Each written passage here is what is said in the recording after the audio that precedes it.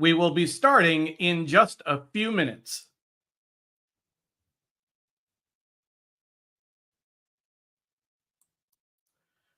To everyone watching the replay, thank you. Make sure to add a comment and mention me so that I can reply after the fact.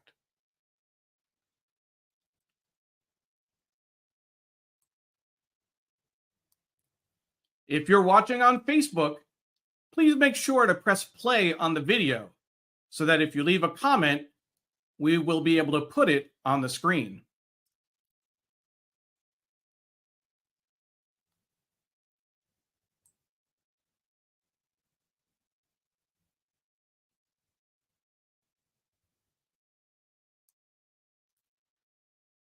Hello, and thank you for joining us for another edition of Sri's Sunday New York Times Read Along.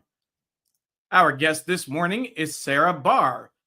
You can follow her on Twitter and Instagram at smbar14. She's a senior staff editor on the New York Times Flexible Editing Desk.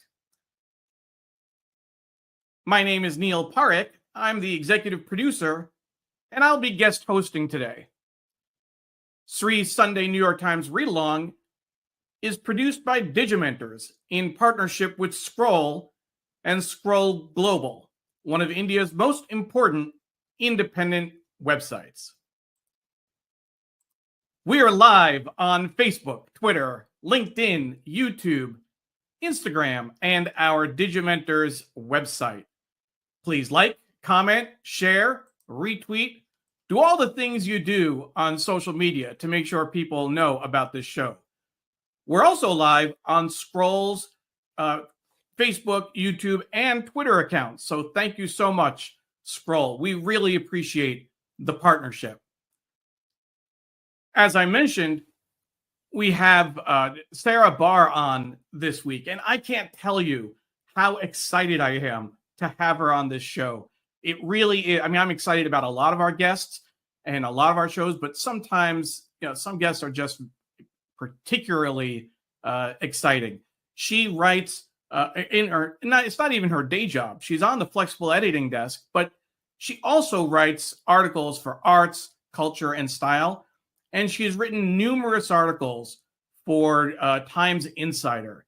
And if you read the Times Insider column about her interviews with Times journalists, that's exactly how I feel about this show. So I just can't wait to have her. In addition to that article that's referenced on the top left, we'll also take a look at a few of her other recent articles. She tagged along with a reporter covering the Thanksgiving Day parade. She interviewed the actress who does the voice of Moana. She also wrote a Sunday routine column, which is always interesting to read and only available in the Metro section. There are two articles that are not mentioned on this graphic. One is about the Sunset Boulevard, a Broadway show that has an outdoor sequence at the end, and she takes us behind the scenes there. And she also has a great article about New York City's holiday window displays, which I remember looking at when I was a kid, when I grew up. I grew up in New York, of course. So I am just thrilled to have her on the show today. Sri's Sunday New York Times Read Along is, of course, produced by Digimentors, the social, digital, AI, and events consultancy that Sri founded several years ago. Thank you to Muckrack for your longtime sponsorship of the show. We really appreciate your support for all the things that Sri has done over the years, and in particular for the New York Times Read Along. And next week, make sure you join us. Deb Amlin, a columnist for the New York Times Games section, will be our guest. She helps readers learn to solve the Times crossword. She'll share what she's learned after writing nearly 5,000 articles and columns for the Times. We have such a great show planned for today. Again, my name is Neil Parekh. I will be the guest host for today's show. Sarah Bahr is our guest. We will welcome some of our viewers and thank people for watching, of course, as we usually do. But I want to jump right in because there is breaking news from the New York Times that we want to get to. This is one of those occasions where the print edition is just a little bit behind what's happening in real life. If you didn't catch the news, Assad has fled Syria. This was posted just this morning as I was prepping for the show. Yesterday, we had I was watching the news. There were rebel advances, and the map was changing. And then all of a sudden, the Russian Foreign Ministry announced that Assad has fled, and the rebels claim Damascus. So we will check in on that later. But breaking news for you, and it's something to keep an eye on. One of the challenges, of course, when you focus on print, you also need to look at the online edition to see what's happening and what's changing. Let's go ahead and welcome some of the folks. Say hi to some of the folks who are watching today. We have Doug Levy watching from San Francisco. Good morning, Doug. Always great to have you join us. And I know this is what you do. You get up early as a longtime, not old, a longtime radio hand, but it is 5:30 in the morning in California, assuming that's where Doug is and where he usually is. Thank you so much for getting early. Jonathan is watching from the East Village, where he's also updating his website, Flamenco in New York. Make sure you check that out. Ken Fisher is watching from Cedar Rapids, Iowa. Ken, thank you for joining us. And my weekly wave to my mom. Hi, Mom. She's not watching from Hastings-on-Hudson, New York. She's in Tampa, Florida. She just got there last night. And she gave me permission to share this. It's her birthday today. So please do me a favor and give her a quick shout out. Say happy birthday to my mom. And thank you so much. Sorry, she goes to Florida over the winter, and we can't be with her on her birthday, but at least I get to give her a shout out and say happy birthday on air. Sashi is watching from Potomac, Maryland. Sashi, thank you so much. Gunther is watching from Austria. Good afternoon over there. And it's, of course, evening in India, where we have a number of people watching through our partnership with Scroll. Ron Thomas is watching from Margate, New Jersey. Ron, so great to have you. I had the pleasure of seeing Ron when I was in Dubai a few weeks ago. Our schedules didn't line up exactly during the week I was there, but I did get to meet him at the gate in the lounge for Emirates Airlines. We both had 2 a.m. flights. So I met him around midnight or 1 o'clock. We hung out for a bit. Ron, it was great to see you. A longtime friend of the show, was a guest several years ago, just before COVID, at Sri's place. And I think it was the first time I'd met him in person, which is always interesting. Chris Gorman is watching from New York, New York. Thank you, Chris, for saying good morning. Patricia is also watching from New York. Paula Kiger, longtime producer of the show, is watching from Tallahassee, Florida. Thank you, Paula. And Jonathan says when he was a child, the Christmas window displays started at Bloomingdale's and continued downtown, mostly along Fifth Avenue, until it ended at Gimbel's. Absolutely. Now, I don't remember the details of seeing, but I know my parents took me down and we lined up to see the displays, but I don't remember which stores. Patricia is saying welcome to Sarah. We have Shefali Patel watching from Charlotte, North Carolina. Shefali, nice to meet you. I think it's the first time I've seen you comment. Thank you for watching. Melissa is watching on YouTube from Cambridge, Massachusetts, which means she's not out on the water this morning. So Melissa, thank you. Melissa was recently a guest on the show as well. Deborah is saying hi. She's in Brooklyn this week. Thank you for watching from Brooklyn. Doug says it's his favorite way to start Sundays. And Ken does get partial credit. It is 7:30 in Iowa. Thank you. And Mohammed is watching from Pakistan. Thank you, Mohammed. And Pradina is watching from Silver Spring. And the birthday greetings came in. Jonathan said happy birthday to my mom, as did Patricia. And my mom says thank you for that. So thank you very much for joining in that. And now, without further ado, I want to bring on Sarah Bahr.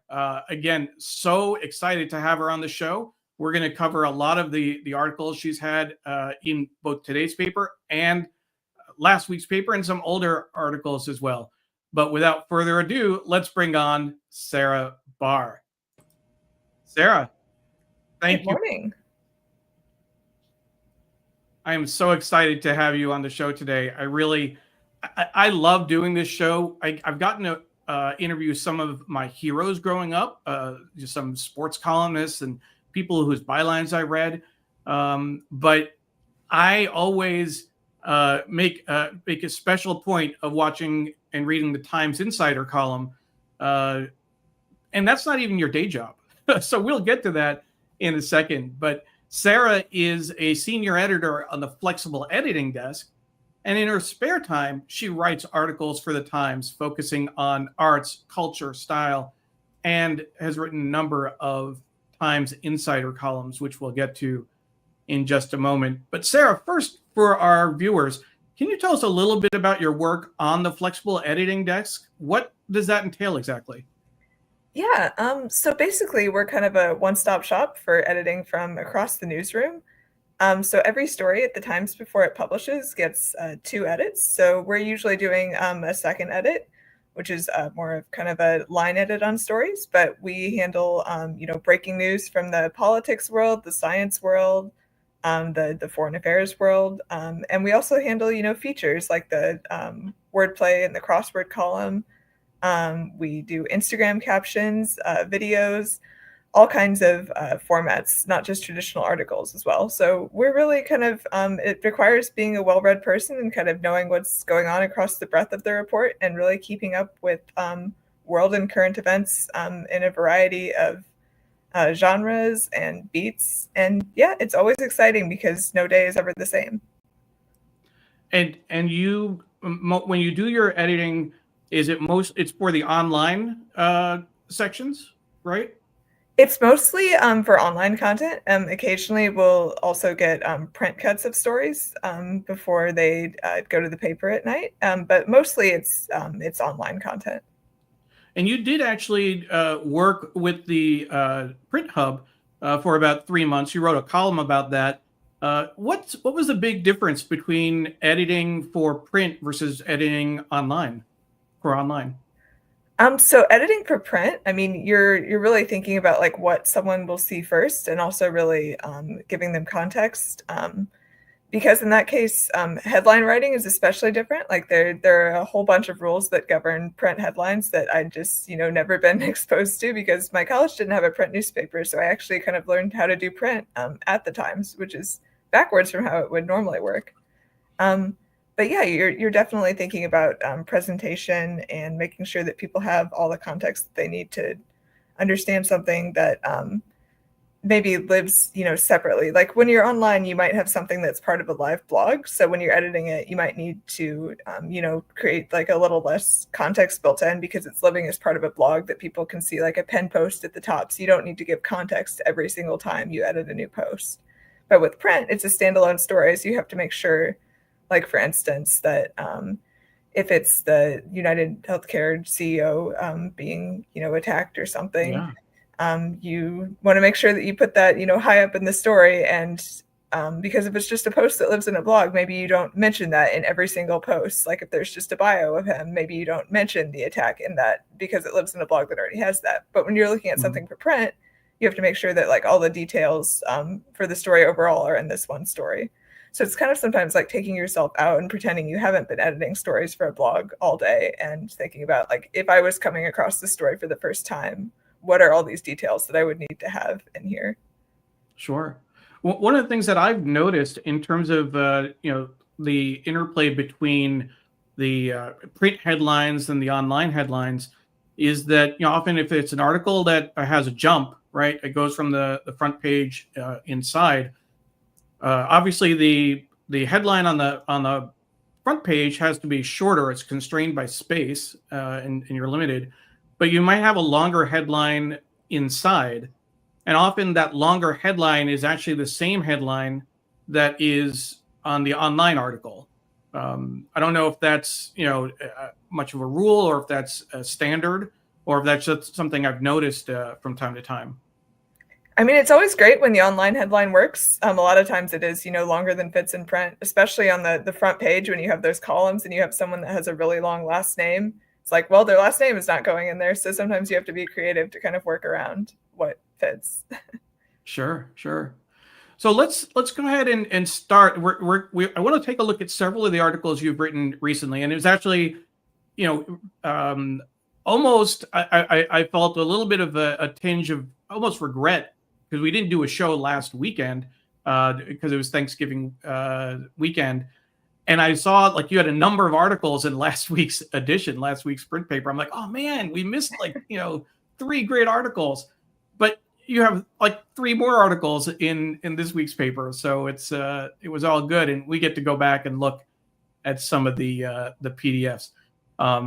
Let's take a look at the first article, that really the one that got our attention in terms of your work covering New York Times, talking to New York Times writers for the Insider column. I think that was back in October, if I'm not mistaken. That's the one that really got our attention. We read that and like, wow, we need to have her on the show.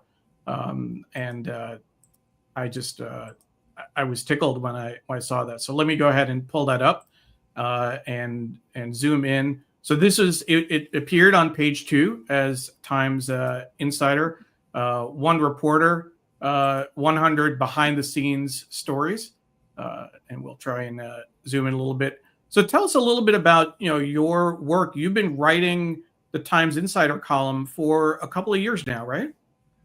Yeah, since I was a culture reporting fellow, so that would have been since I think my first one was in 2020.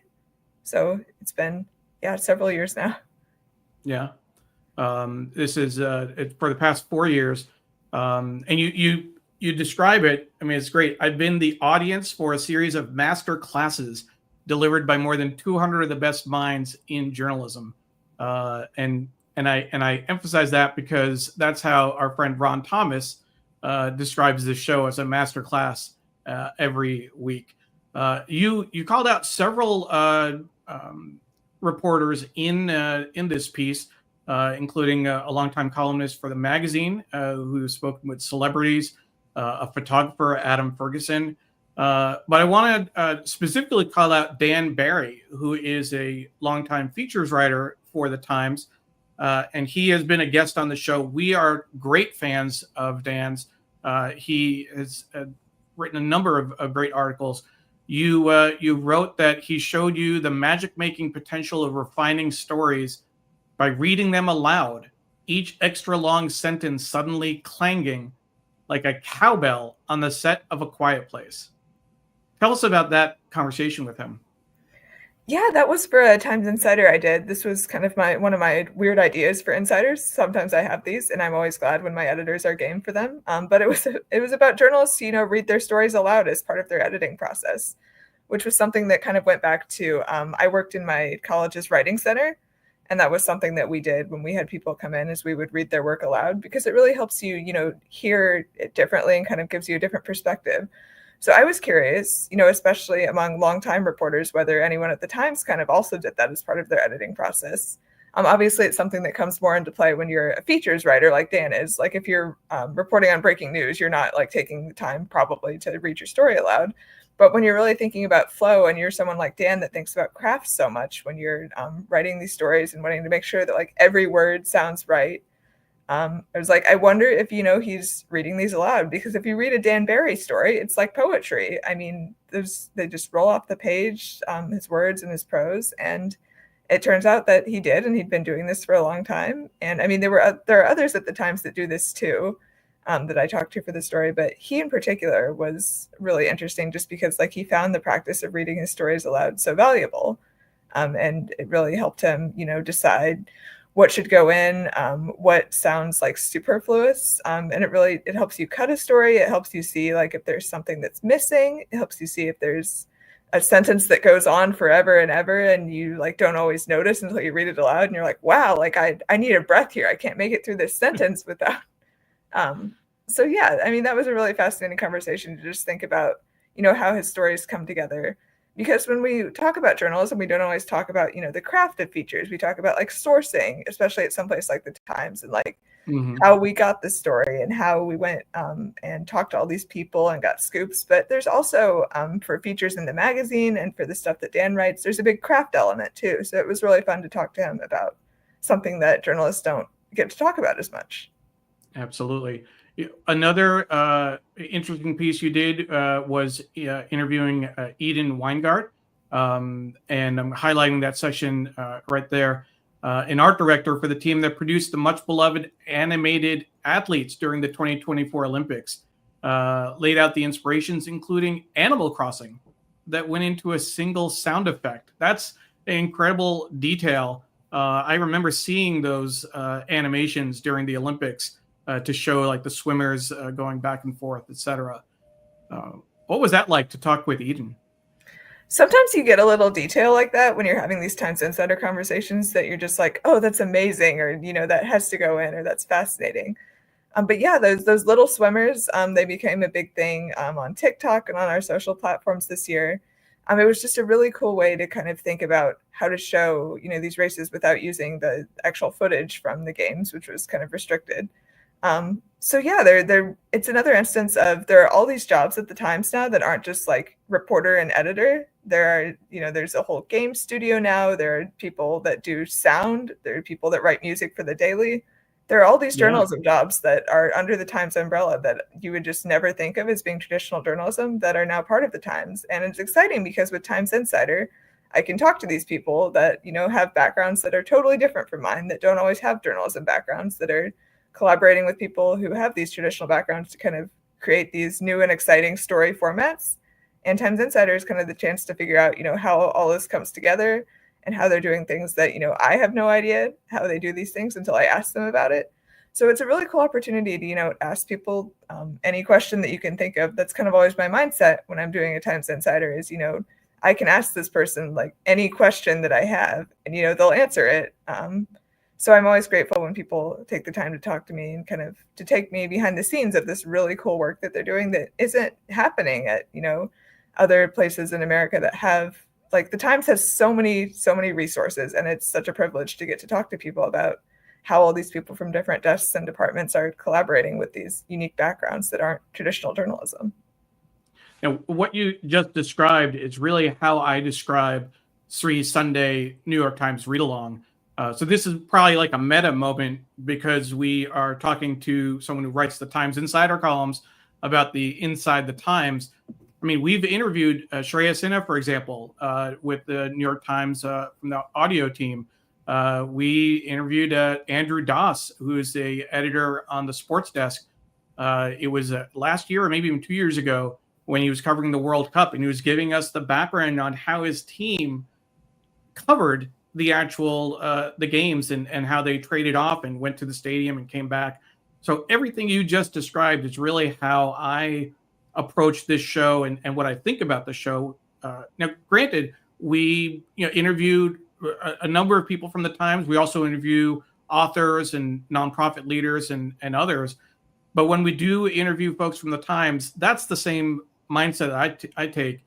Is how can we give our viewers an inside look at how articles are put together, how sections are put together, particularly, like after the elections, we looked at how the front pages were designed, and went in, saw the sketches and what the thinking was, what the planning process was like. And of course, we've had Tom Jolly on the show several times, the print editor of the Times.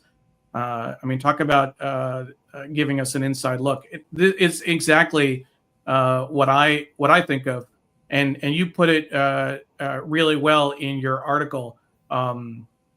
where these conversations for articles I wrote that appeared in the space, the story behind the story, what we lovingly call Times Insider. In Times Insider, we explain Times journalism through interviews with reporters, editors, photographers, designers, and others who produce it, which is a great description of the show that we do as well. So, and you say that you love your job. I think that's it comes through in the writing, and it comes through in kind of telling people's stories. I mean, it's not just and you do, and this is the great thing, right? Your day job is as on the flexible editing desk, but you also write arts, culture, style section stories.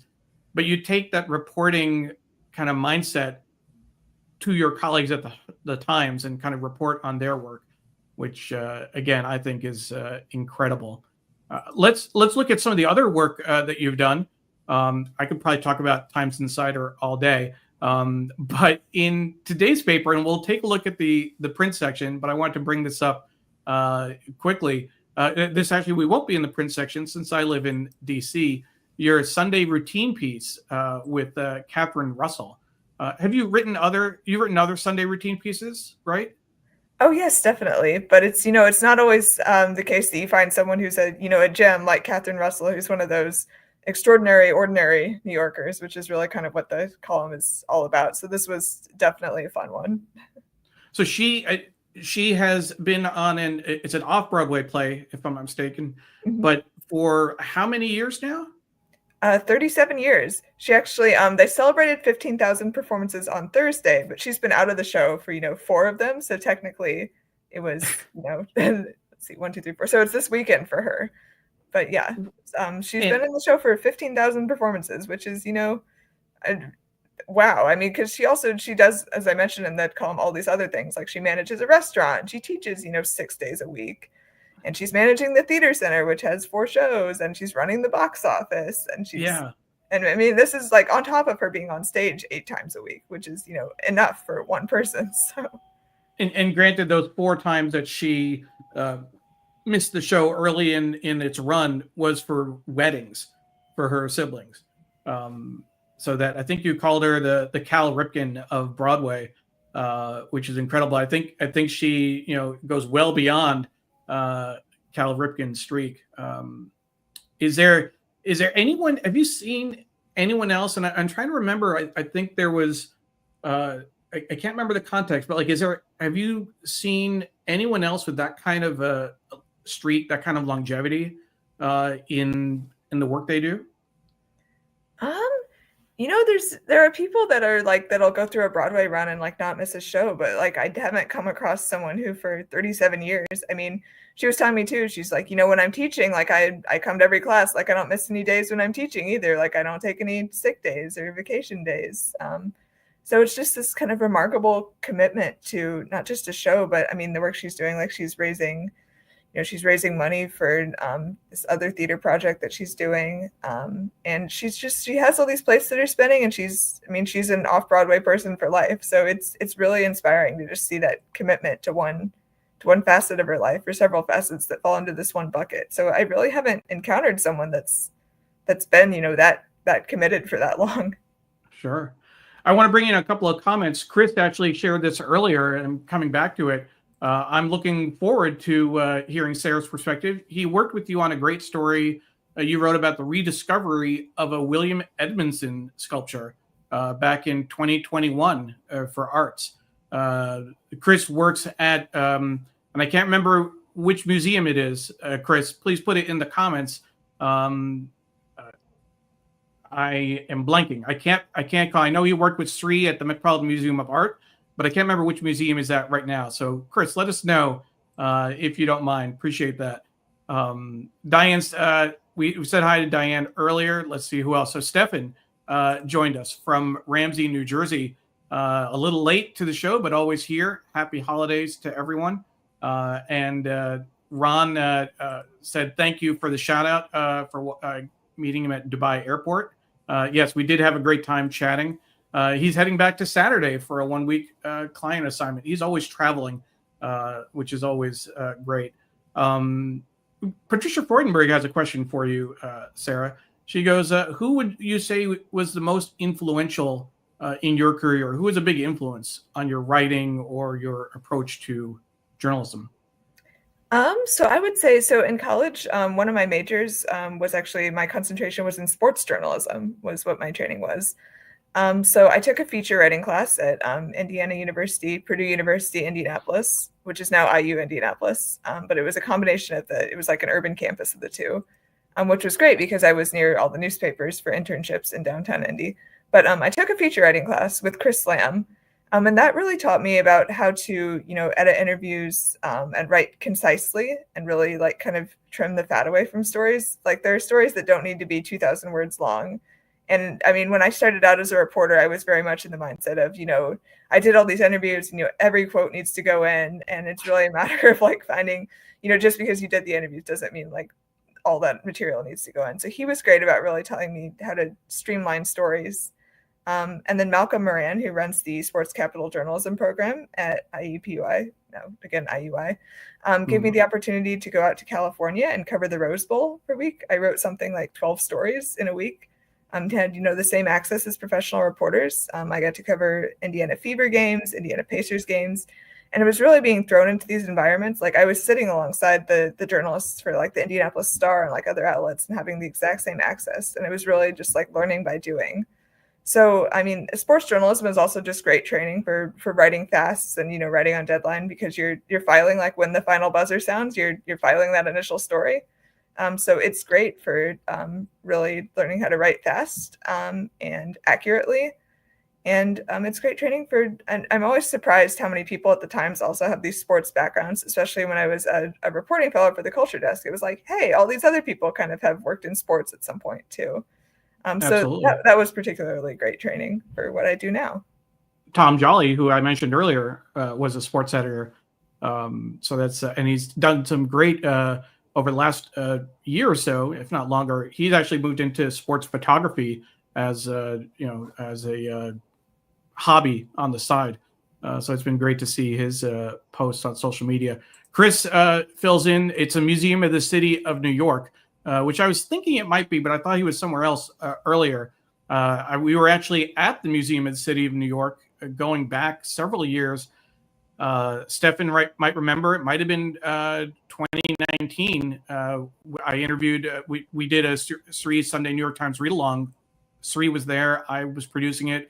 We interviewed Stefan Kaplan at the Museum of the City of New York. He had several photographs, I think, on display. Patricia was asking, did you ever go back to interview that professor? Like for a story or an article or something? Yeah. No, I haven't. But I mean, I always am happy to shout out the people that have been influential to me. So yeah, absolutely. Let's go back. There are a couple of other articles we want to walk through. This one was an interview with the voice behind Moana. Tell us about that interview. Yeah, so this was the case, for a lot of stories that I do about film and TV, the actors are out in Hollywood or living in Los Angeles, which makes sense because, that's where those industries are kind of based. But she is performing in a Broadway show here at the moment. So it was exciting because, I get to do this interview in person, which is always better, as I'm sure you can guess. So I met her the first night that she was back in Cabaret. And it was a really, really fun conversation. She'd just come from an outdoor photo shoot during a cold snap. So we were both kind of, warming up over these little mini pots of tea. So it was a great setting. And I was just amazed, how easy she was to talk to. She was really like a person who's, she's like, somewhat famous. Like you would recognize like her voice, but you're not going to recognize her if she's just like walking around. I think she said walking around Walmart. Like I could still go buy beans at Walmart and people like won't recognize me. They'll be like, oh, your voice sounds familiar. Like, do I know you from somewhere? But she's one of those people that's just like, she's famous, but she's very down to earth. And she's someone that's done some extraordinary things, but doesn't have an ego or anything like that. So it was a really fun conversation. And I think that I'm always happy when that kind of comes through in the story too, because you can see by her responses that she's just like, she's delighted to be where she's at. She's delighted to be doing work that she loves. So that was a really fun conversation. I wanted to show the online version as well. because it features this kind of B-roll video of her with a softer focus and kind of an interesting style. Did you have any input on that, or did you work with the video team to put this together? So one thing I always tell people when publicists will ask about shoots or photography is I have nothing to do with that side of things. So I'm always happy. I mean, it's one of the best parts about working for the Times is having, these great resources of visual editors and photographers who do think about these things and, come up with these beautiful layouts for stories and photography and video. So it's always like, I just write the thing and then I get to see what creative brilliance the photographer and the videographers have come up with for a story. So I can take no credit for that side of things whatsoever, but it's wonderful to have these resources for the stories that I put together. I mean, it's always great to have the additional space for photographs and in the online edition. But I see this video and there's just so much to love about this. The slight out of focus. You can see it's in the same place where they did some of the photographs. But it has an old timey. I mean, this could have been almost like a sepia black and white type video, and she could have been like a starlet from the 30s or something. It's really interesting. Really great to see that kind of thing. Yeah, I had no idea, going in that they were going to shoot video, but I mean, recently the Times has really been kind of experimenting with, video on the homepage and video and stories. So it's been really fun to kind of get the chance to work with people on that. Absolutely. So there's another article we want to talk about that looks better. There are a few that look good online. One is this article about Sunset Boulevard, which is a musical. You've seen it several times, and you wrote about a separate article about how you've seen it several times and seen new things. But this article in particular is about I guess it's a 6-minute piece that the sequence that they do outside. They not just break that fourth wall, they obliterate it and move the whole production to the street. Can you tell us about that? Yeah, so this was something I saw the show for the first time in London last year. And as soon, it's a sequence that opens the top of the second act when they sing the title number, which is normally sung by the character played by Tom Francis, the screenwriter Joe Gillis. Usually when it's staged, he just sings it alone on stage, like as a solo, like meditative number for the audience. But in this one, what they do is, like you said, it's a 6-minute production. It starts backstage in his dressing room, and there's like a 3-minute silent sequence. As you know, they're going down from his dressing room to the bottom of the theater, and he's stopping by other characters' dressing rooms, and he's meeting like an Andrew Lloyd Webber, who's the composer of the show, cut out in the hallway, and he's like high-fiving a chimp. And then just when you think he's, going to walk on stage to sing the number, he goes outside the theater. And then 3 minutes of this basically happens on the street. So, I was curious, what all goes into this, because they have to stop traffic because he crosses the road. And, it's like, how are they keeping him in sync with the orchestra? And how are they getting like a clear sound on his microphone on this busy street? What happens if there's like a blizzard or something?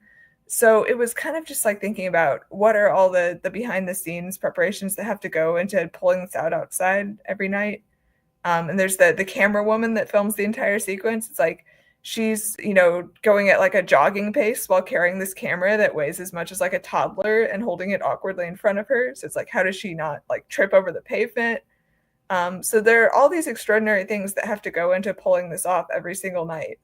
And so I really wanted to take readers, behind the scenes of, like you see here in this video, like you see her carrying the camera. Obviously you don't see that when you're on stage, because when you're watching it in the theater, it's projected on a big screen at the front.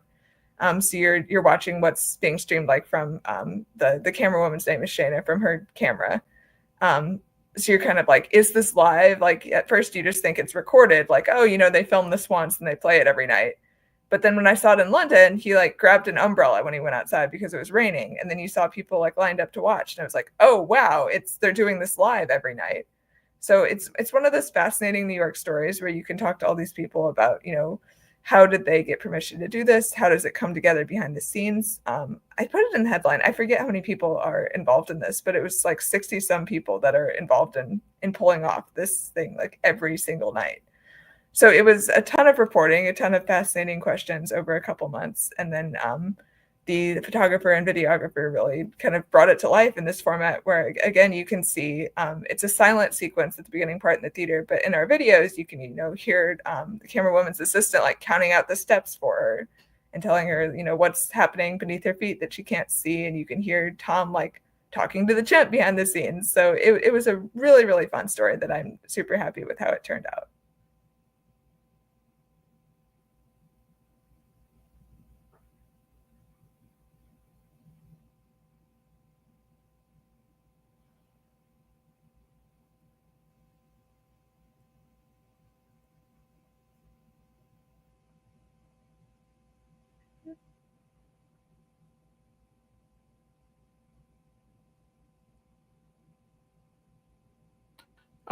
When you worked on this piece, obviously you did the writing the way you mentioned earlier, but was there any input in terms of getting video? It almost seemed like this piece screamed, you have to get video of this sequence. Like this is too good not to show on video. Yeah, I mean, we always knew that we wanted to get video. And then, so because I'd seen the show before, like I actually did have some, I mean, I didn't have input on like the actual like capturing of this, but I came up with like a shot list for the photographer. Like, these are like, because it's a really quick sequence that flashes by. Like I watched it, I think 4 separate times, but I was like, okay, so these are the moments that I definitely am going to, interview people or ask questions about that we definitely want to get photos of, because again, it goes by so fast. So you have to balance like, I want to get video of this part and I want to get photos this time that I watch it. So, credit obviously to our photographer who watched it several times and went and got, backstage video and photography. And it was really thinking about, like, how do we match like what text I have? Do you know what photos and video they have? So it was a very collaborative process as far as like this one goes. Because again, it's matching it with something that's flashes by so quickly with like, do we want the photo of this one? Do we want the video of this one? So yeah. That makes sense.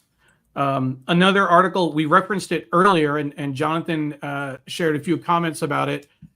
Your piece, your guide to New York City's holiday windows, which again, I'm showing online because of the video, because of the interactive nature of this. Again, I want to remind folks that Sarah Bahr is our guest. She's a senior editor on the flexible editing desk. And in her spare time, again, help us understand how this is. This is not your job in terms of writing these articles, much less the Times Insider, but you make time to do this? Yeah, definitely. So I work full time on the editing desk or the flexible editing desk. So, I'm working 5 days a week. I'm off Sunday, Monday. So, a lot of times it can be confusing when I'm talking to, publicists. I mean, pretty much everyone in the theater world now knows that like I have like a separate full-time job. But, initially I would be like, oh, I can't do that day. I'm working. And they're like, what? You're working? But wait, isn't reporting your job? I'm like, no, like I have an editing job. So basically I have to do all the reporting things when I'm not at my editing job. Like they don't overlap. So basically like I don't have free time is what happens. But again, I love the work that I do. I always tell people, it's not like war reporting, it's culture reporting. So it's fun Sure. to, see all the theater and film and get to talk to people. And again, because like I'm not a reporter, like reporting is not my full-time job. I am a reporter. But like basically I pitch most of the things that I write. So I really get to dive into topics that I'm interested in. And really get the chance to explore things that I'm curious about. So it's something that I really enjoy, which helps make balancing everything a lot easier, even if it is challenging at times. And that makes sense in terms of particularly your coverage of theater and arts. That's obviously stuff you can do in the evenings and weekends. You mentioned yesterday you actually were not out on a Saturday evening. And thank you again for all your help in putting this show together, sharing PDFs and going back and forth on email. But typically you would, and this is your day off. Thank you for joining us on your day off. But on Saturday, what would you typically be doing on a Saturday? So my Saturdays are actually pretty predictable. So I work our late Saturday night shift at Oh, 5. okay. My shift starts at 5:30 p.m. on the flexible editing desk, which actually works out well because Saturday is one of 2 days a week in theater when there are 2 shows. So I can see a matinee at 2 and feel like I still got a full day of theater going in before I go to work, and then I'm editing at night. So that works out well. And Wow. on flex, like my shifts tend to vary somewhat from week to week. So sometimes I'll work night shifts and do reporting things during the day, and sometimes I'll work day shifts and be seeing shows at night. So kind of having a varied schedule can be helpful reporting wise. That's great. So let's take a look at that, the holiday window display. So this is your guide to the different stores. Many retail stores around the country decorating for holiday season involves inflatables, pre-made wreaths, and classic red and green ornaments. But for the department stores in New York City, it's a little bit different. We'll just scroll through real quickly. When did you do the reporting on this? So this took place probably over about a month or so. But it was really, talking to the designers. I talked to them before the windows went up when they were still coming together. About, it's always fun to talk to people about the themes every year and how specific items are made. Like especially in the Bergdorf Goodman window this year, they had a photo of the praying mantis. I mean, one of my questions when I saw that, I was like, A, how many rhinestones are there on that thing? And B, like, are they like doing this by hand, or how are they getting on there? Is that glue? What is happening? And it was a team of like 3 people over 6 weeks that were hand setting like more than 100,000 or something of these. And I was like, wow. So I mean, these holiday windows, we tend to do some kind of story on them every year, just because they're really kind of a unicorn in New York. Like there are only 4 department stores left that basically do them, and it's all of this care that goes into these things. I mean, in a world where so much of marketing now takes place on social media and online, like it's kind of like print journalism. They're really investing in these very tactile in-person displays that are a tradition for a lot of people. And it's fascinating to talk every year with the designers about how they're thinking about these things, because they start thinking about next year's windows in January or February, like right after these come down. They're like, okay, what are we doing next year? And so many different people are involved in these, and people have been working on these in some cases for a long time. So it's just cool to think about how they're sourcing all the materials. Like Bergdorf Goodman for their taxi cab window this year, literally they went to junkyards in the Bronx and Brooklyn to find old taxi cab parts. So there are all these kind of fun Easter eggs that you wouldn't necessarily know when you just see these on the street, that are super fun to share with readers every year. So I always really kind of enjoy doing this story. And this is you do this on a regular basis? Yeah, so it's not me necessarily every year. I didn't do it last year, but I did the year before when Elton John performed outside Saks. But someone from Styles pretty much every year is doing this. Normally we would go to the big Saks light show, which they didn't do this year. But yeah, it's talking to the people at Saks and Bloomingdale's and Bergdorf Goodman and Macy's about kind of how these displays are coming together, and it's delightful every year. So we're always trying to do something on it. And again, a great job. This is where I think it's always great to show things online. As much as this show is a homage to print and to the New York Times journalism in general, but it's great to be able to show these online takes on this show. So here's a Wicked wardrobe at Bloomingdale's. We saw Wicked last week, and my daughter is going again with a friend this weekend. So this is definitely resonates. But these are some great pictures and video from that article. Jonathan is sharing lots of memories of the window displays. Lord and Taylor's was usually the best, but there was Best and Company, Bonwit Teller, Altman's, so many others now long gone. You said there are only 4 or 5 that do it now? Yeah, there are 4 that still do them. Yeah, Lord and Taylor's doesn't, as far as I'm aware of. So yeah, it's really Saks, Bloomingdale's, Bergdorf Goodman, and Macy's.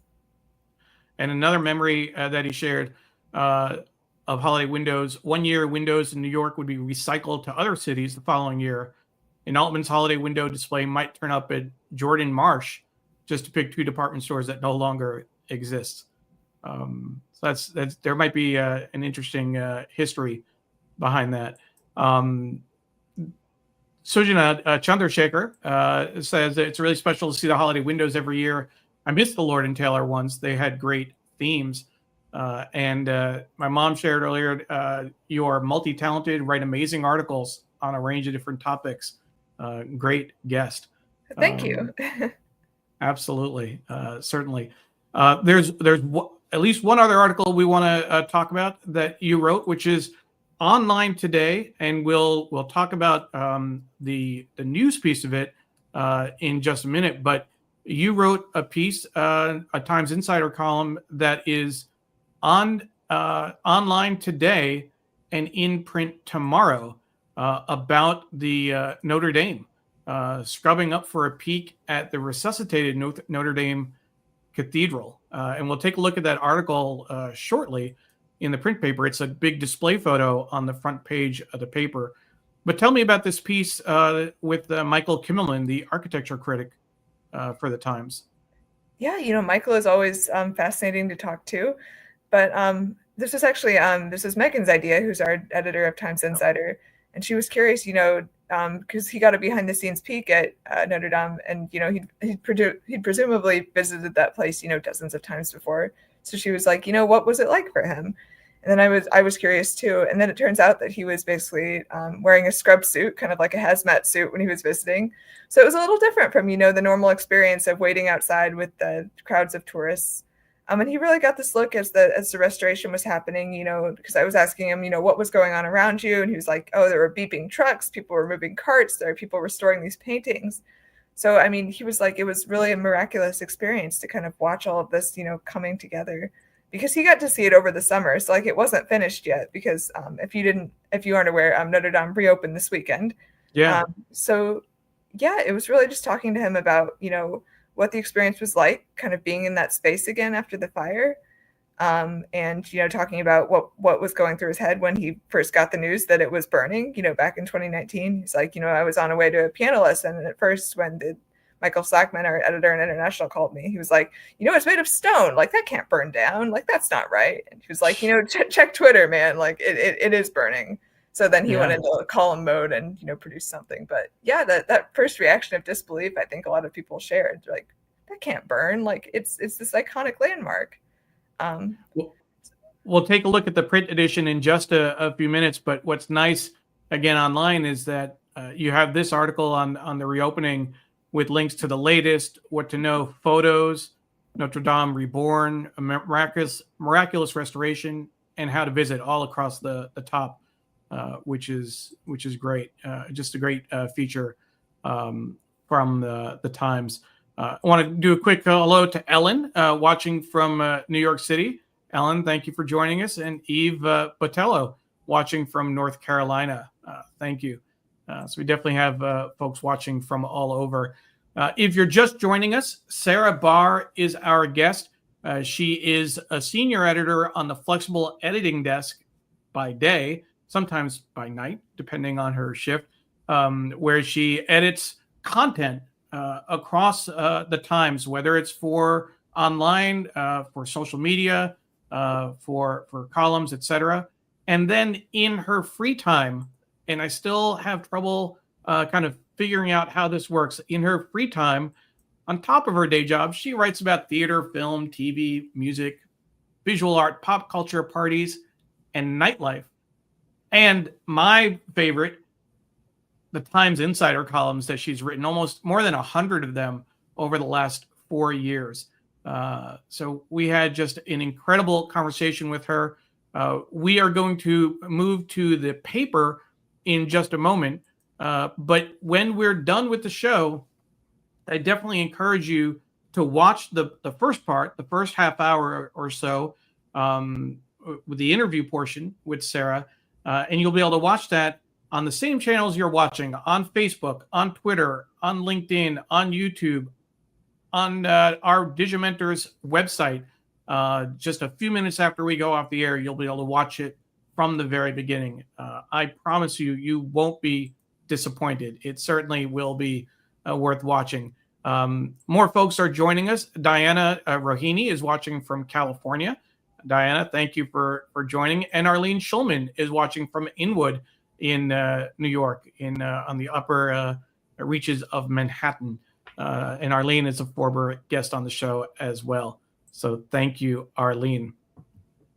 So with that, we're going to switch gears again. And just as a reminder, these were some of the articles that we looked at with Sarah. We looked at her One Reporter, 100 behind the scenes stories, her interview with the voice behind Moana, her Sunday routine article with Catherine Russell. And we actually didn't get to the article about the Thanksgiving Day parade when you followed a New York Times reporter along the route. Let's go ahead and cover that, because that was too good to not share. So we'll go ahead and bring that up for folks, and then we'll go to the paper. Just a quick little detour. So let's take a look at that right now. So this past the barricades at the Thanksgiving Day parade. So on your now, would that have been a day off that Thursday? So actually, I did work Thanksgiving, but the parade is so early in the morning that basically I did all this before my flex shift. So I worked a double shift where I did this reporting thing in the morning, because again, this parade happens at like 8:30 or something. Then I worked a flex evening shift afterward. But wow. Yeah, I mean, it was a big day, intense day. So I definitely had a busy Thanksgiving. I was glad. It was pretty rainy that day too. So it was my first time that I'd gotten the chance to watch this in person. So I was glad that it kind of started letting up near the end, but it was a pretty rainy reporting day. But Sarah was game for this too. So it was fun to see all the giant balloons. Because this is very much, I mean, I'm sure you can tell from TV, it's such a spectacle, and it's such, it's something that people have grown up watching. So it's really cool. Because I was curious, like, how does it work? How does she get special access? So we had basically City of New York, like, press badges that let us walk, like, on the other side of these barriers you see here. Like, we were literally walking, like, right beside these giant balloons and floats. I was like, wow, like, I didn't realize she actually got to walk along the parade route. So she's, stopping and interviewing people. I mean, that one of the fun behind the scenes things, it's like she's like ducking under this like emergency services cart to file to her editor because it's, it's raining. So she has to find somewhere dry. She's like, can I go into the porta potty? Can I like duck under this cart? So it was kind of all these like fun behind the scenes logistics of how this reporting actually happens, because she writes the story every year. She volunteers to write it every year. So it was something that I'd kind of had on my mind that I wanted to do for a while, where I was like, it would be really cool to see like behind the scenes of how she kind of pulls this off every year. Cool. And Sarah has been a guest on our show as well. So it's great to have your, some of the people that you're referencing are folks that we've interviewed and talked to. But this, reading your article, kind of almost like a TikTok of that morning of when she went to the beginning of when she started the coverage, watching the floats go by, ducking in to get a hot chocolate at a friend's place at one point, going in and out of the barriers. You did a great job of bringing the reader to the parade that morning, so just love the work. Thank you, Sarah. Absolutely great. Well, thank you. Absolutely. So as I was mentioning, we are going to be switching to the paper. So I will step over to where I have the newspaper set up, and we will turn the New York Times cam on there, and we will start this conversation. And even before we do that, a couple more comments that were coming in. Jonathan is talking about there were at least a dozen department stores that had Christmas windows when I was growing up. There may have been more. That there are only 4 now is rather sad. It's, if not depressing. And Ellen had a comment about Notre Dame. I'm not Catholic, but I used to attend services in Notre Dame when I was a student in Paris. Such a gorgeous cathedral, magnificent space, lofty, I guess. And then, of course, a melange from Bertillon. and hi to you, Neil. Cold here. John Lee, our most recent guest. Great to see how the sausage is made. Absolutely. And Arlene saying I love his work. Not sure who the reference was to, Arlene. If you can clarify that, we definitely would appreciate it. But with that, let's go ahead and jump into the paper. And Sarah, if there's anything that strikes your fancy, an article that you want to comment on, please do so. This display story, and again, I mentioned at the beginning of the show, this is obviously the print edition of the Sunday paper. It's printed at 27 plants across the country, printing plants. I'm obviously here in Washington, D.C. From when I went to College Point and talked with Mike Connors, got the background in terms of like the early editions that get printed across the country for Sunday. It could go out as early as like 2 p.m. on Saturday, but the late editions, maybe 10 o'clock, 11 o'clock at night, to get delivered to Philadelphia. If there's breaking news, they might hold it a little bit, particularly in the years past for election night coverage. But breaking news this morning that you won't see in the print edition, Assad, Prime Minister Bashar Assad has fled Syria, and that's all over the New York Times homepage. So we'll take a look at that again before this show is over. But let's focus on the print edition of the New York Times. That display picture is Notre Dame. In a little over 5 years, 2,000 laborers have prepared Notre Dame Cathedral for its grand reopening. Coverage begins on page 13, which is interesting. The leads, tycoons of tech steer transition for Trump team. Many conflicts seen, touching nearly every department, despite little experience. And then national chain of drug clinics deals in deceit. Acadia fakes records, Times inquiry finds. It's interesting. Here's the article about Syria. Al-Assad at risk as rebels surge. A strategic city is said to be under attack. That was, of course, yesterday's news, as it were. And then this is the article about Notre Dame, how a centuries-old Parisian jewel was reborn, a daunting deadline to save Notre Dame. There was a major fire there 5 years ago. We'll take a look at this special from New York Times Cooking, making sweet, sweet memories. Lemony turmeric and boozy almond add to the flavor of our Cookie Week recipes. It's a special section we'll take a look at. Another article on the front page, influencer versus influencer. Can a vibe be stolen?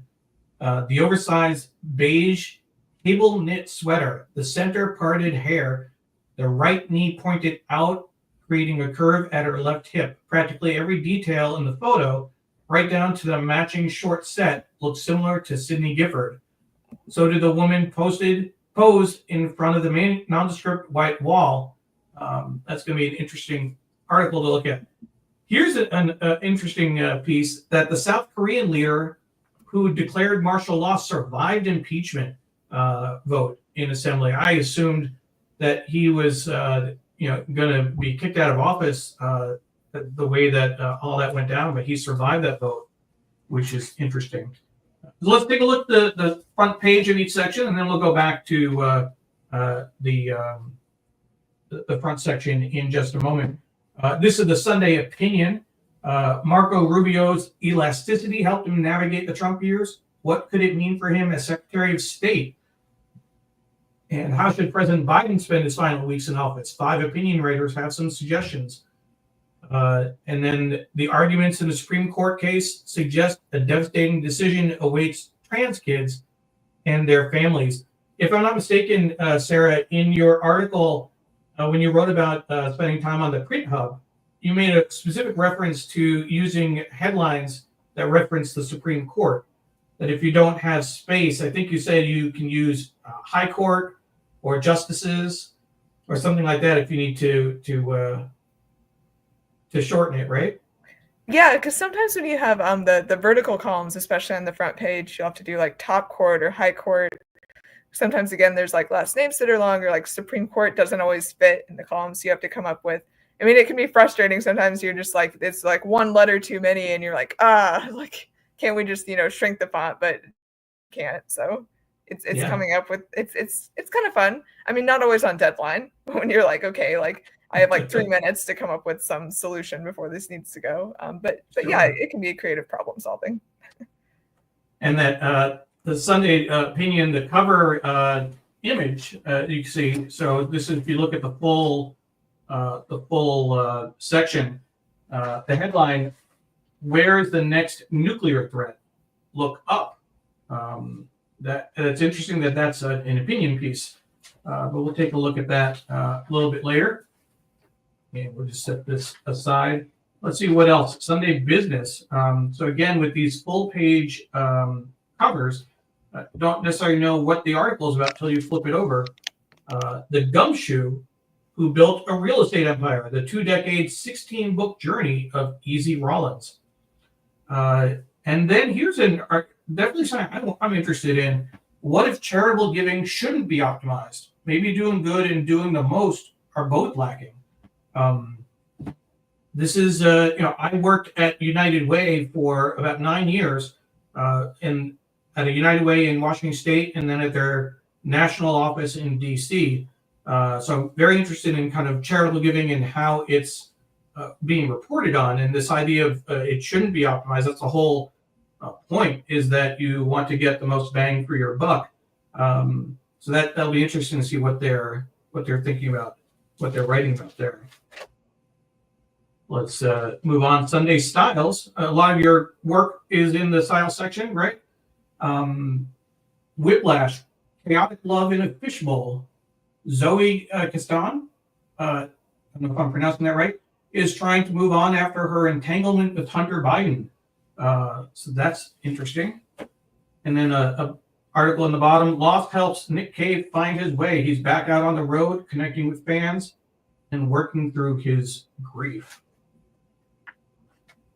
Arts and leisure, another home for your work, right, Sarah? Yeah, definitely. Always love the Sunday section. So it's really a showcase for kind of the best photography from the week. And, you get these beautiful full page layouts. So it's always fun to read. The expansion of the immersive, a Japanese company melding art with technology, wades into deep waters.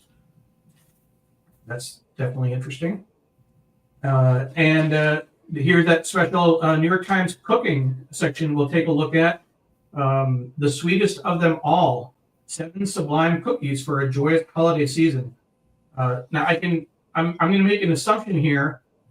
This is the kind of thing my mother-in-law would be interested in. She bakes, holiday cookies every year. I keep insisting that chocolate chip cookies should be a holiday cookie, and she keeps fighting me on it. I don't know why. I just want chocolate chip cookies. That's all I want. Holiday books from the Book Review.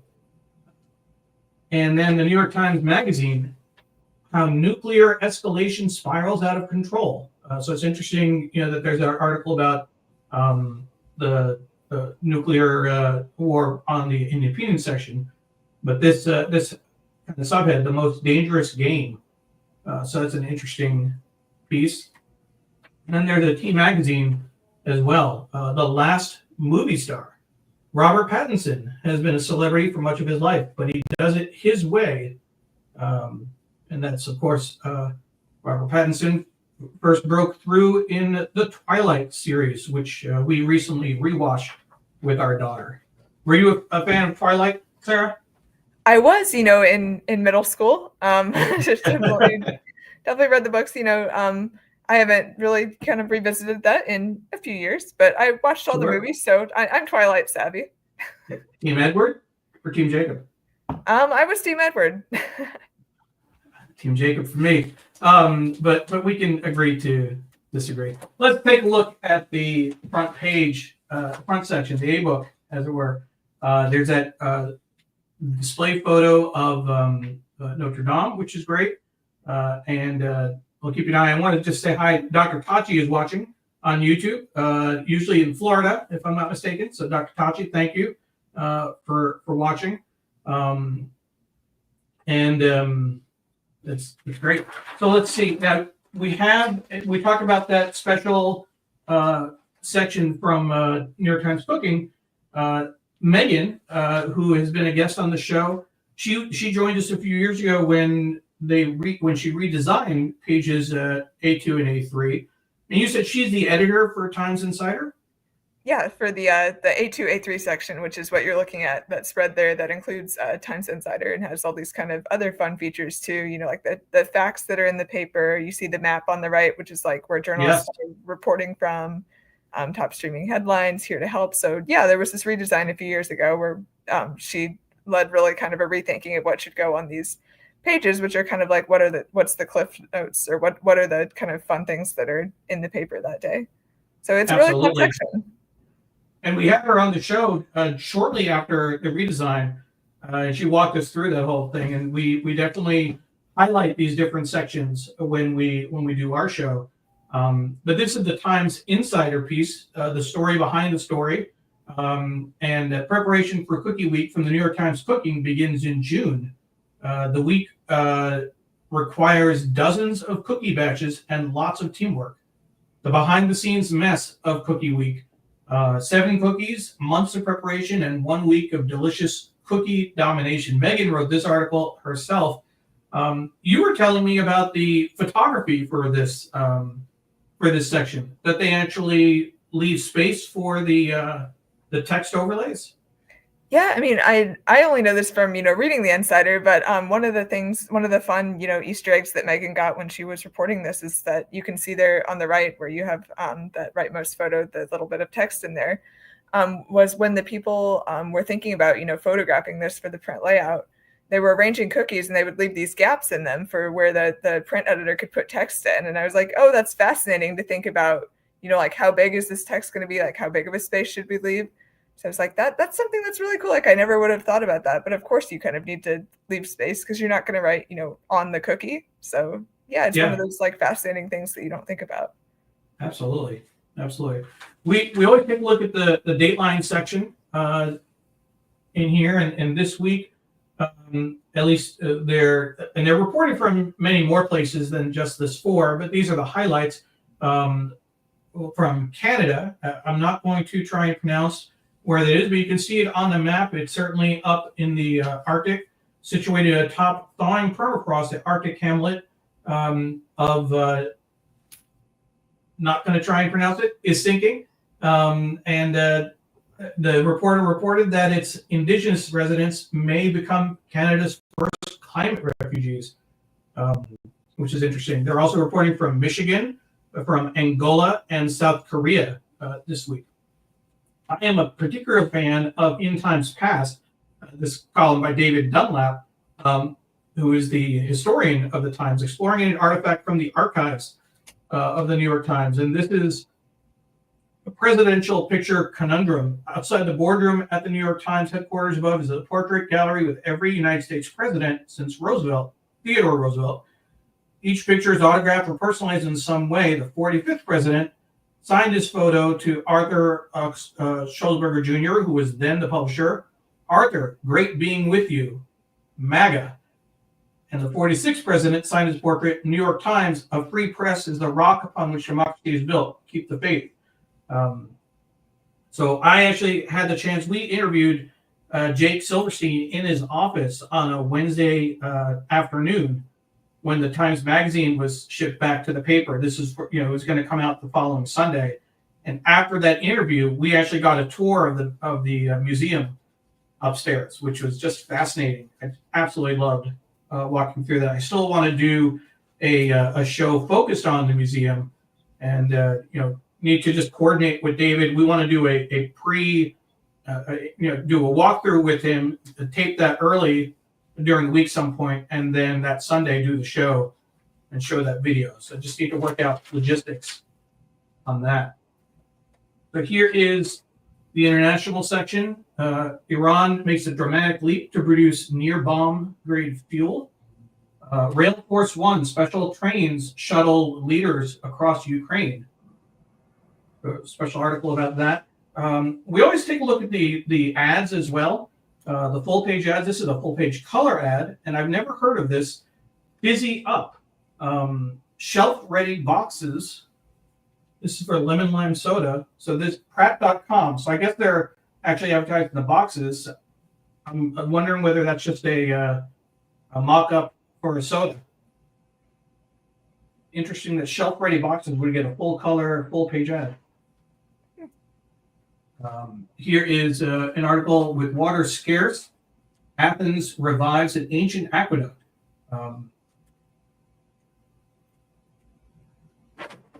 And then, let's see, conversion therapy suit earns rare win in China. Bright spot for transgender rights abroad. We have enough trouble with that here in the States. In terms of this, to be clear, conversion therapy suit earns rare win. I was referring to the fact that transgender rights are being challenged in several locations in the States. It's good to see a victory abroad. Didn't want anyone to think that I was concerned about trans rights. Here is a full-page centerfold ad for Bonjour, Lady of Paris, Merci World. So this is a great job in terms of the ad team. 5 years after a devastating fire, Notre Dame de Paris Cathedral opens her doors once again. Autodesk honors the architects, artisans, engineers, and builders from around the world who work tirelessly to bring Our Lady back to life. We're proud to have contributed our digital modeling technology to support this historic restoration. And there's a little bit of a text on the top corner. Notre Dame, built between 1163 and 1859, burned April 15, 2019, reopened today, December 8, 2024. But just a great ad, actually. And this is the coverage with pageantry and dignitaries. France unveils a reborn Notre Dame, a cathedral at the heart of French culture and history. And that's a picture from the inside. The greatness of this cathedral is inseparable from everyone, President Emmanuel Macron said on Saturday during a ceremony to celebrate Notre Dame reopening 5 years after a catastrophic fire. Here's more coverage, some sketches. How Notre Dame, 8 centuries old, was reborn. Stabilizing the cathedral, a deep cleaning. It all came together in Paris. Guilds from across France, finding oak trees and limestone. Really great in-depth coverage of the times. Here's more international articles. And, again, al-Assad's rule is at risk as Syrian rebels surge. Syrian rebel leader says he may favor a political solution eventually. At stake in Syria fight, domination of Middle East. How quickly things turn there. Again, breaking news this morning. If you look online, we'll just stay here for a moment.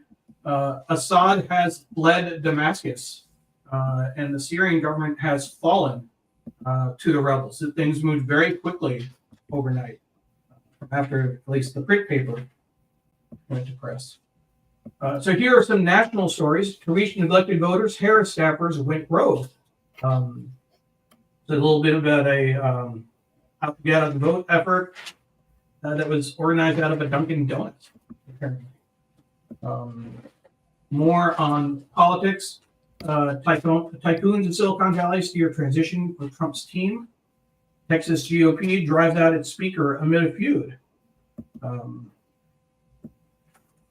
And here's an interesting article, Breaking Silence. Walt says he felt a little surprised that Trump won. And one thing I always point out in New York, the A-book, you can print up to 40 pages, I think, at College Point. So this is one section, but outside of New York, most of the presses can only do 22 pages. So the rest of the section comes up almost like as a subsection, and it kind of highlights these articles. These articles get a little bit more visibility than they would have otherwise. I always think that's interesting. So which section should we look at next, Sarah? Take your pick. Let's see. Should we go with styles or arts? Yeah, let's go with arts. Let's try that one. Let's check out arts. What do we have here? Here we go, arts and leisure. This is the one that has the Japanese technology piece on the cover, the expansion of the immersive. A Japanese company melding art with technology wades into deep waters. So this is a headliner. Juliette Binoche's method acting has perks. And then there's an inside culture section here. An article about Jay Wegman. The Q, what people are. I'm a food reporter, a video host, and interim restaurant critic for the New York Times. I'm a child of travel-loving Indian immigrants and 1990s and early aughts romantic comedies. The Wedding Planner and 10 Things I Hate About You Forever. My music tastes are so random and eclectic that the Spotify rap algorithm struggles to categorize my listening habits. Here are 5 things I've recently heard, seen, read, and watched by Priya Krishna. That's interesting. Interesting column there. So what else do we have here? So theater, this focus on many Mama Roses, all larger than life. There's a piece about Bernadette Peters. Oh, the different Mama Roses. Bernadette Peters, Patti LuPone, Imelda Stanton, Tyne Daly, Ethel Merman back in 1959, Betty Buckley. Are you familiar with the Gypsy? So I've never seen it live before. I have watched a bootleg of the Patti LuPone Laura Benanti one. So I'm looking forward to seeing it in January. I love that because Ben Brantley wrote this article, so he's the former Times chief theater critic. So I love that he shows up every once in a while with the feature, like he did a Merrily We Roll Along feature earlier too. So I love that he still pops up in the pages from time to time, because this was a fun one with all the gypsies that he's most of which he's seen, if not all of them. And then this one is Recalling the Creation of Grace. Ronald Brown's fervent work celebrates 25 years and enjoys the new production. So this is dance. Wicked. This is what a juggernaut looks like. Have you seen Wicked? I have. I went to an early screening for it, and I'd seen the stage musical a few times. So it was really fascinating to see, because I was really curious, because part 1 is like 2 hours and 40 minutes long or something. Like it's longer than the entire stage musical is. So it was like, what kind of new stuff did they add? How is this possibly longer than the whole musical? So yeah, and it's been fun to see how people react to it too, that like haven't seen the stage show, because obviously I'm very immersed in the theater world. So it's kind of fascinating to see it permeate into the larger culture beyond just like theater people. We saw it in Seattle. We've been in DC now for 9 years, but we saw it in Seattle something like 12, 13 years ago. And it was great to see the movie again and see it with my daughter. Emily is 11. Took a friend. Always fun to see it through a kid's eyes. And a great story as well. If folks haven't seen it, definitely encourage you to check it out. On television, These Spies Are Messed Up as We Are. This is in several new thriller series. International espionage comes second to Agents' Inner Angst. Do you have time for TV with your multiple jobs and all the theater work? So the TV I do have time for is usually related to a story that I'm writing. So like if I'm watching screeners for something, I'm probably either thinking about writing about it or assigned to write about it. So I don't get to watch a ton of stuff that I'm not writing about directly. But there's some stuff that I do make time for. So yeah, great. And then this is a continuation of that piece. We have, let's see, solve your trickiest gifting puzzles with the Google Holiday 100. So Google Shopping getting into the crossword mix. And that's a good time to mention that next week, our guest is going to be Deb Amlin. Deb Amlin is a columnist with New York Times Games. And one of her jobs, she's written 5,000 columns, but one of her focus is to helping people do the New York Times crossword, giving them hints, suggestions, understanding how to approach the puzzles. So we'll have a great conversation with her next week. And Megan, you mentioned that you've actually worked with the New York Times games, and Deb, I think, in particular, right? From the flexible editing side? Yeah, so the flexible editing desk handles edits of the wordplay and the crossword columns. So we get to edit some of the game's content, which is always kind of fun. She's definitely a regular user of Flex. So it's kind of, again, it's a fun mix of things that Flex handles. There's, breaking news and hard news and world events. And also, we edit like the Learning Network content, which is like educational materials from the Times and games content. So it's a great mix of things.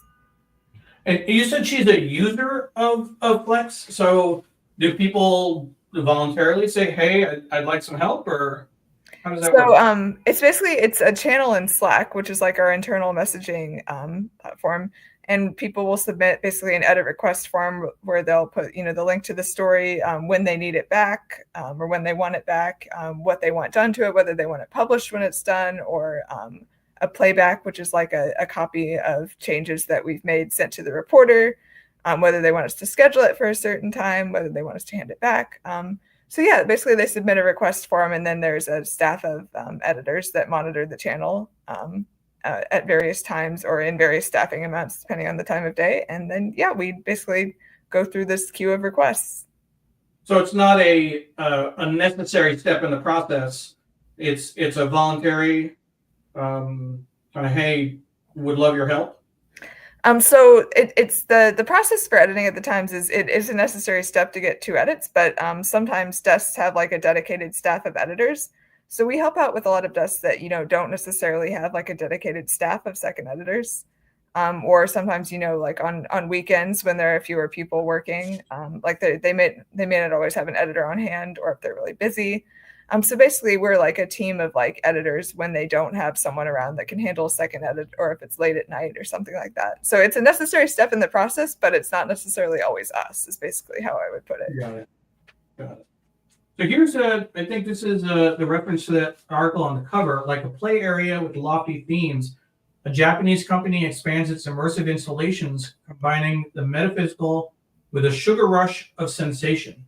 And then the line here, if these exhibitions cannot reach an emotional height, then we have failed. So that's an interesting piece there. And it continues on this page. Immersive centers are like play areas with lofty themes, which is very similar to the headline on the first part of the section, first part of the article. And then we close this section. I'll be interested in this. How 70s rockers burst into the 80s. Synths, drum machines, and flexibilities. Performers like ZZ Top, Yes, and Van Halen reinvented themselves for a new era. So that'll be worth checking out. And then here, the year pop stardom got supersized. In 84, albums by Prince, Madonna, and other stars altered the landscape. That's an interesting piece. This is clockwise from top left. In case people need the IDs, Cyndi Lauper, David Byrne, Bruce Springsteen, Tina Turner, Michael Jackson, and Madonna. That's going clockwise. So that's the arts section. And we're right at 9:58. So let's take a quick look at the New York Times cooking special. Sarah, if we can keep you on for just a few minutes past that. And then we'll close the show. This is the New York Times special, and we want to make sure that people see that.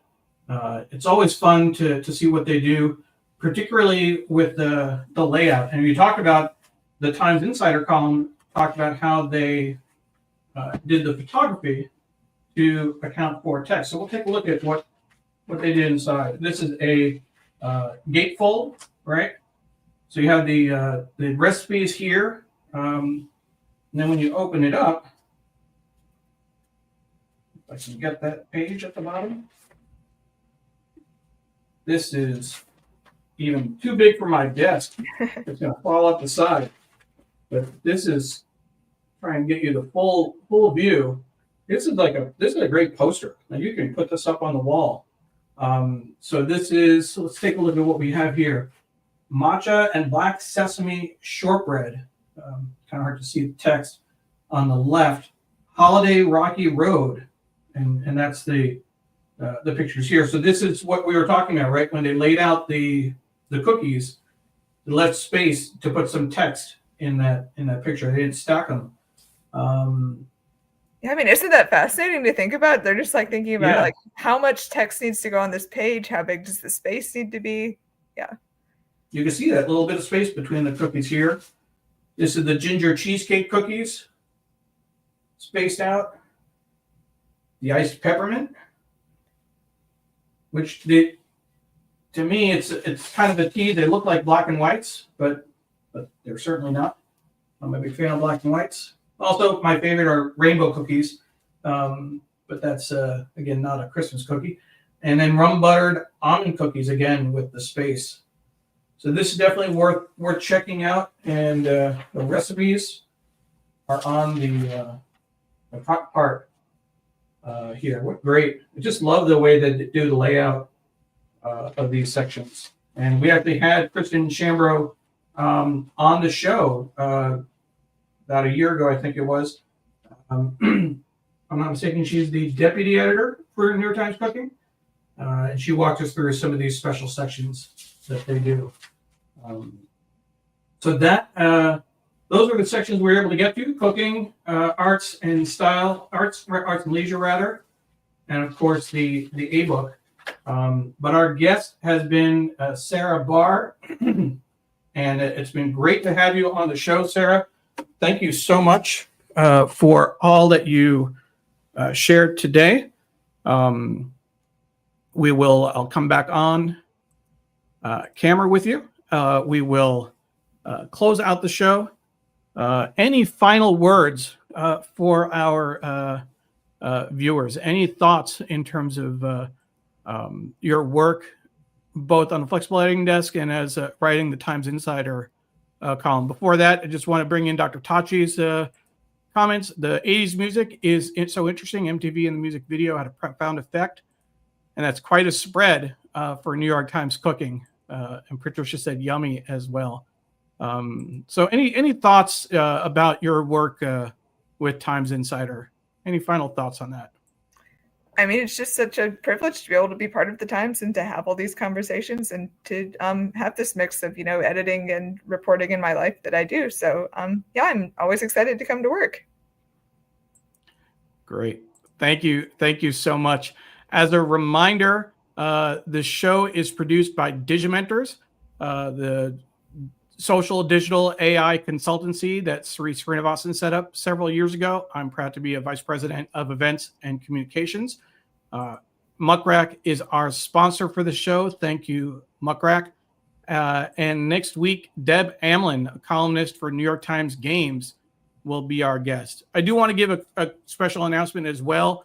The show that I produce, the second and fourth Thursdays of the month, Shining Light on Shadows, a candid conversation about mental health. Episode 20 is going to be on Thursday, December 12th.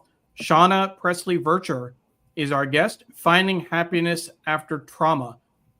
We've produced this show for several months now, Sarah, shining a light on mental health challenges, whether it's anxiety, depression, PTSD, bipolar. We've had therapists, we've had people sharing their own concerns on the show, and we're looking forward to another great show on Thursday with Shauna Presley-Vircher. My co-host, of course, for that show is Dawn Helmrich Newberg. For folks who are watching, if you missed the beginning, you definitely can catch the beginning of the show on the same channels that you're watching, on Facebook, on Twitter, on LinkedIn, on YouTube, and our Digimentors website as soon as we're finished, just a few minutes after we finish the show. Patricia says thank you to Sarah and the entire New York Times Read Along production team. Thank you, Patricia, for joining us. And we will look forward to seeing everyone next week for another show. Thank you. And Sarah, thanks again for spending your Sunday morning with us. We appreciate it. Thanks for having me. Bye-bye.